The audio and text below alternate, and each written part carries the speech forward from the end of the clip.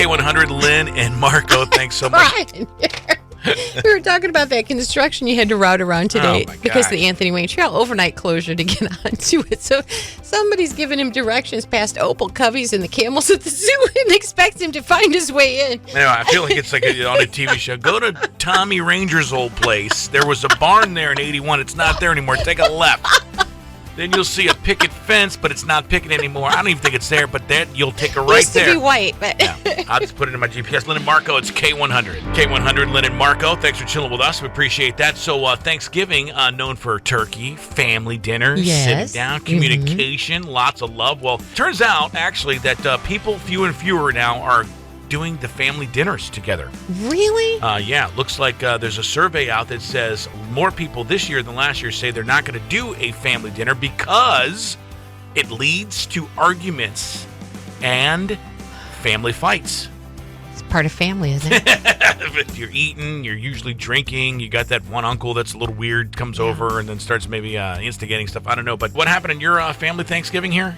We were at Thanksgiving a couple years ago, and my cousin stood up and revealed that a certain family member close to all of us got her pregnant. Ooh. Wow. Yeah. So how did that get received? Well, it was awkward couple couple months, and then once the baby was born, but once they found out it was his, they basically shunned him from the family. See, this is what I'm talking about right here. Boy, you get that bombshell at Thanksgiving. Well, maybe that's the key right there. Don't drop bombshells at Thanksgiving. Wait a couple of days after. Well, yeah, but the whole family's there. If you're going to make an announcement, that's a good place to have it. What happened at your Thanksgiving here? My uncle stood up and he admitted to having an affair. Oh, boy. In front of the adults table, which was my first year at the adults table. It was an exciting time. Never in my life did I think that I would be scarred the way that I was. You know, it's that you Wanted graduate. to go back to the kids' table. Oh, my gosh. You graduate from the kids' table. You finally get over to the big table, and Mom, can I have wine now? Oh my gosh! So what ended up happening after that big announcement? Well, there was a lot of things thrown. Oh yeah. And the cops were actually called. Oh my God! Our next door neighbor had called the cops, and so the cops showed up and shut the whole thing down. Everybody was fighting, screaming, yelling. My uncle and my other uncle, who was his older brother, actually ended up getting arrested and taken down to the cop shop for the night because they started fighting on the front lawn. There you go. This wow. Okay, well, now, okay. Those families maybe want to dine separately. This is why we can't do Thanksgiving anymore. Group text. Group text. Love it. It's K100. Good morning. We got this email yesterday, Lenny. This is from Angela. Last night I was making oil marinade for slow-cooking salmon. Sounds good, actually. Yeah. That called for smoked paprika. I had some, several years old, hadn't been used for a while, but you know what? I mixed some olive oil and some lemon zest together, and it looked awesome. Whisked it in, stuck my finger in to taste it. As I was tasting it, I realized it was crunchy, and that's not right. No. Looked more closely, and there was no smoked paprika in the container. It was literally all bugs. I had eaten bugs. Oh! I watched them float to the top of the oil. I promptly threw up and gargled some whiskey. That's my kind of girl right there. Moral of the story, rotate your spices. Don't keep things in your cabinet for years, and make sure you know they're not, again, I repeat, all bugs. That's how you know you That's terrible. That's how you know you Oh, man. No. I was brushing my teeth this morning, and I went out to the kitchen. I told my wife, I said, this toothpaste is terrible. She said, that's not toothpaste, that's Vagisil. That's how you Oh, my God. That is the best call we've ever received. Oh, worse. At least you're not. Zioma Johnson, Lenny.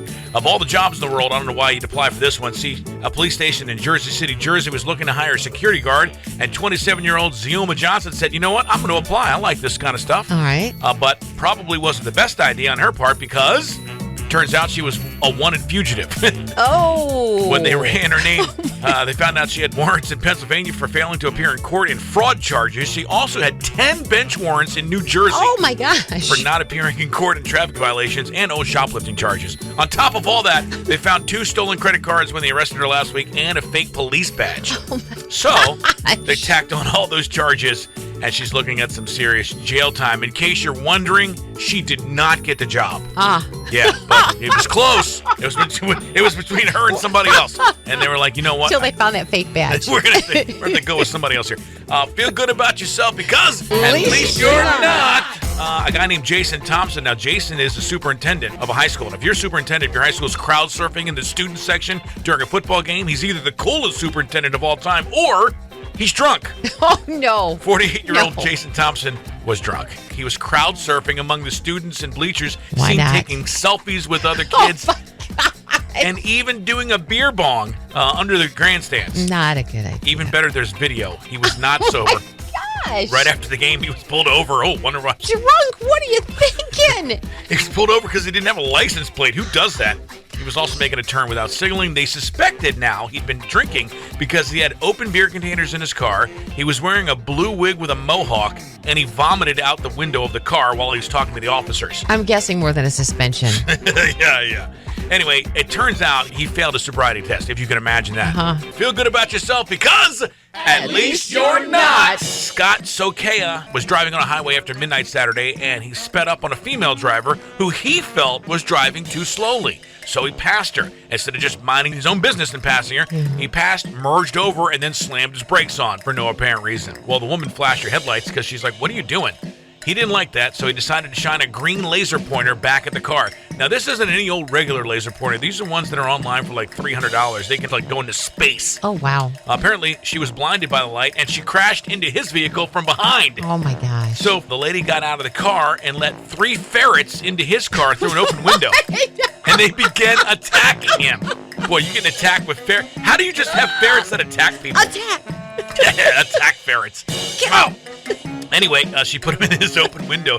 He got out. Cops showed up. They confiscated the laser pointer and the ferrets. But I'd like to see these ferrets.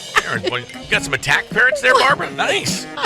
People. What are you driving with them for? It sounds dangerous. Feel good about yourself because at least you're not. A guy named Paul Sinclair. Now, not the smartest bank heist you'd ever see. Not even one that would make the movies, but old Paul.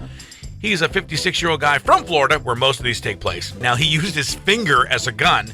He walked into the Chase Bank in Florida around. Did he at least have it in his pocket? He did have okay, it. good. It was under his shirt. Finger. But she didn't have much cash in her drawer. He only walked away with $120. By the way, instead of a mask, he had colored his eyes and face with black permanent marker, so he looked like a raccoon. Cops tracked him down. You can't get rid of that evidence very well. Oh, Cops tracked him down 10 minutes later. Boy, they found him. He's like, how did you find me? Well, you look like a raccoon, sir.